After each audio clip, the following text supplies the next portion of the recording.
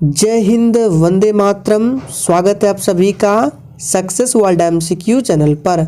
तो जैसे कि SSC GD कांस्टेबल एग्जाम के लिए ओनली टारगेट क्वेश्चन सीरीज को स्टार्ट किया गया है, जिसमें से आपका एक क्लास हो चुका है। आज आपका दूसरा क्लास चलेगा और आप लोग डेली ईमानदारी पूर्वक इस क्लास को अटेंड करेंगे। आपको 100% निश्चित रूप से एग्जाम में यहाँ से प्रश्न देखने को मिलेगा। और जितने भी स्टूडेंट चैनल पर पहली बार आए हैं उनको बता दें, ये क्लास आपको डेली सुबह 6:15 पर मिलेगा लाइव चैट के साथ। इसलिए प्रत्येक स्टूडेंट को लाइव चैट में ज़रूर जुड़ना है। और PDF आपको टेलीग्राम पर मिल जाएगा। टेलीग्राम चैनल का लिंक इसी वीडियो के डिस्क्रिप्शन बॉक्स में दिया गया है। तो चलिए शुरुआत करते हैं फर्स्ट क्वेश्चन से। पहला प्रश्न है, CPU का वह भाग जो अन्य सभी कंप्यूटर कंपोनेंट के गतिविधियों को कोऑर्डिनेट करता है वह कौन है? बहुत ही शानदार प्रश्न है। चलिए आंसर बताएंगे। तो देखिए, इसका सही जवाब जो ही बच्चे लाइव चैट में ऑप्शन C को दिए हैं, बिल्कुल सही जवाब है, कंट्रोल यूनिट है। आपसे एग्जाम में CPU का फुल फॉर्म भी पूछ सकता है, तो इसका फुल फॉर्म होता है कंट्रोल प्रोसेसिंग यूनिट। आप लोग नोट कर लेंगे, कंट्रोल प्रोसेसिंग यूनिट। दूसरा प्रश्न है, हिमालय का पाद प्रदेश निम्न में से किस नाम से जाना जाता है? वेरी मोस्ट इम्पॉर्टेंट प्रश्न है SSC GD के लिए, आप लोग मार्क कर लेंगे। तो यहाँ पे आपको बताना है हिमालय का जो पाद प्रदेश है किस नाम से जाना जाता है। तो जो ही बच्चे शिवालिक को दिए हैं, बिल्कुल सही जवाब है। आप लोग इमेज में देख सकते हैं, जैसे कि ये हिमालय श्रेणी है और ये पाद प्रदेश जो है ये शिवालिक श्रेणी के नाम से जाना जाता है। और हिमालय जो है ये किस प्रकार का पर्वत का उदाहरण है पूछा जाता है। तो कल वाली क्लास में हमने बताया था हिमालय जो है ये वलित पर्वत का उदाहरण है, आप लोग नोट कर लेंगे। तीसरा प्रश्न है, सिंधु घाटी की सभ्यता में घोड़े के अवशेष कहाँ मिले हैं? प्रत्येक स्टूडेंट को लाइव चैट में आंसर देना है। आप लोग चित्र में देख सकते हैं, ये सिंधु घाटी की सभ्यता का चित्र है और इसमें घोड़े के अवशेष मिले हैं सुरकोटदा से। जो ये बच्चे ऑप्शन A को दिए हैं, बिल्कुल सही जवाब है। सुरकोटदा और एक लोथल है, ये दोनों बंदरगाह है सिंधु घाटी सभ्यता का, ध्यान रखना है। लोथल गुजरात में है। चौथा प्रश्न है, हड़प्पा सभ्यता किस युग की थी? ये प्रश्न काफ़ी बार एग्जाम्स में पूछा गया है। तो देखिए, इसका सही जवाब जो ये बच्चे ऑप्शन क्या दिए हैं फर्स्ट को, बिल्कुल सही जवाब है। हड़प्पा सभ्यता जो है ये एक कांस्य युगीन सभ्यता है। हड़प्पा सभ्यता की खोज पूछा जाता है तो 1921 में दयाराम साहनी के द्वारा किया गया था। पांचवा प्रश्न है, थानेश्वर में वर्धन वंश पुष्यभूति वंश की स्थापना किसने की थी? बिल्कुल टॉप लेवल का प्रश्न है। चलिए आंसर बताएंगे।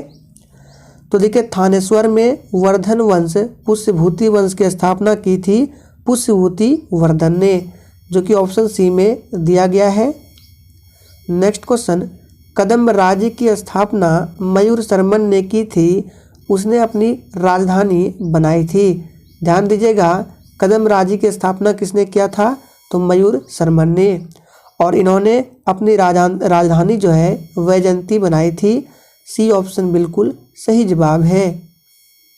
712 में सिंध पर अरबों के आक्रमण के समय वहाँ का शासक कौन था? तो सातवें का आंसर जो ये बच्चे दाहिर को दिए हैं, बिल्कुल सही जवाब है। सिंधु सभ्यता के घर किससे बनाए जाते थे? ऑप्शन सही से देखिए, फिर आंसर कीजिए।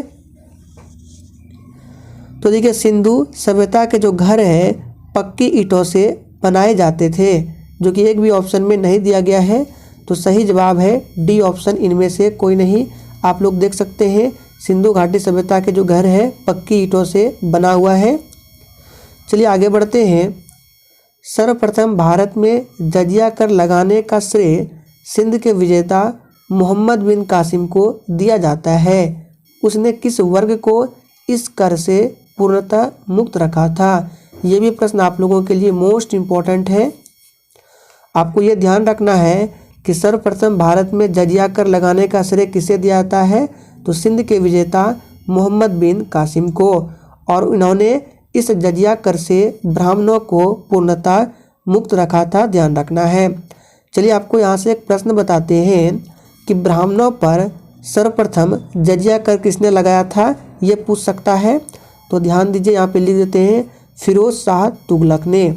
फिरोज शाह तुगलक ने ब्राह्मणों पर सर्वप्रथम जजिया कर को लगाया था।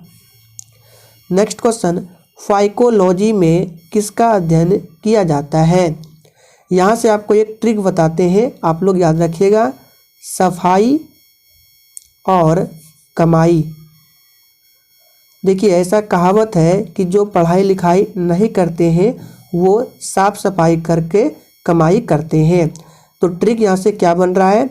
स से आपको याद रखना है सवाल, और फाई से फाइकोलॉजी, क से कवक, माई से माइकोलॉजी। अब देखिए अगर आपसे पूछे कि इस फाइकोलॉजी में किसका अध्ययन किया जाता है, तो आप लोग देख सकते हैं फाइकोलॉजी में शैवाल का अध्ययन किया जाता है।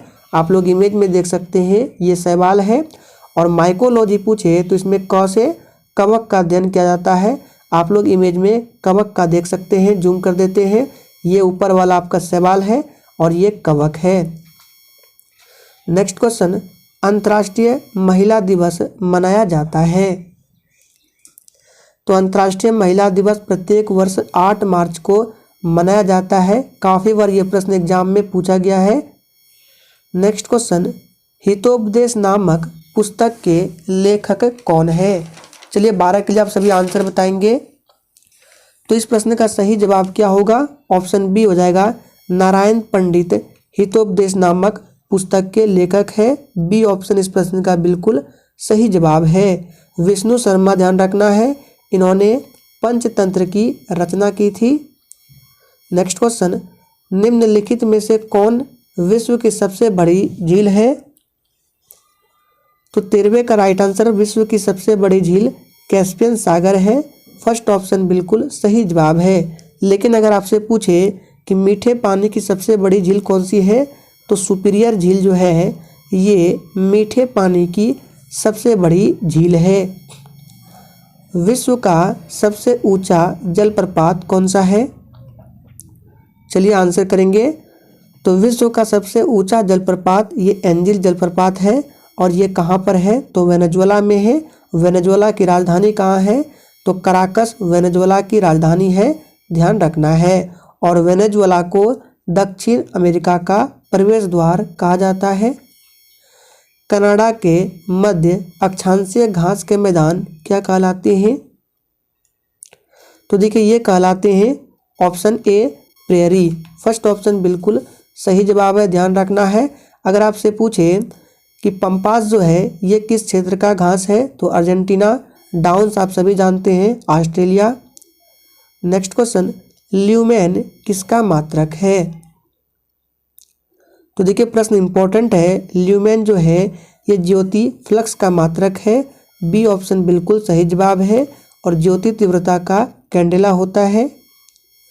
मार्ले मिंटो सुधार बिल किस वर्ष में पारित किया गया? तो देखिए मार्ले मिंटो सुधार बिल पारित किया गया 1909 में। बी ऑप्शन बिल्कुल सही जवाब है। देखिए सेशन अच्छा लग रहा है तो प्लीज़ सभी लोग सेशन को लाइक करें ताकि आपको एग्जाम तक ये वीडियो मिलते रहे। उस शासक का नाम क्या है जिसने विजय स्तंभ का निर्माण कराया था?